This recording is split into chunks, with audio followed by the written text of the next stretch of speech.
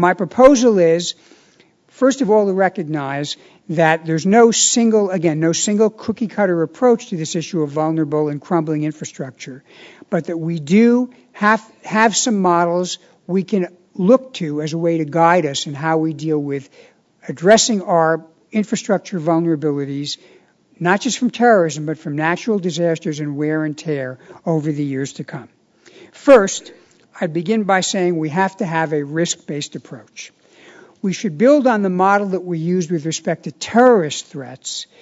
and broaden it to begin the process of identifying critical infrastructure that we have to worry about from the standpoint of natural disasters and simple wear and tear. This is not just, by the way, a federal government responsibility. It is a responsibility that the states and localities also ought to undertake.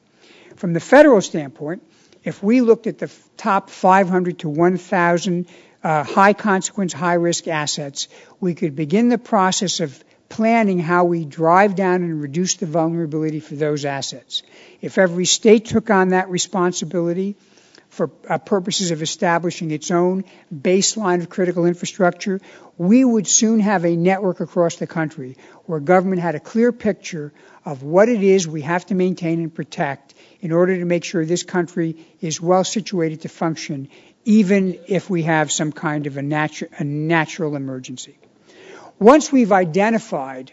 this infrastructure, we have to have a real strategy about how to make sure we maintain and protect it. Now, this involves making some tough decisions and asking some tough questions. We need to evaluate how much money it's going to take over the life of these projects to maintain and, if necessary, reinforce them against the degradation that would occur if there were a disaster. We have to consider how much long-term maintenance is going to cost. And we have to also evaluate whether it's cost-effective in some circumstances to allow building in certain areas where the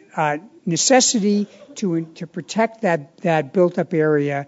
will require such a costly investment that it may simply not be effective. In other words, it may make more sense to say you can't build here because the cost of protecting the area far outweighs the benefit to a small number of people who are seeking to develop a particular area. This is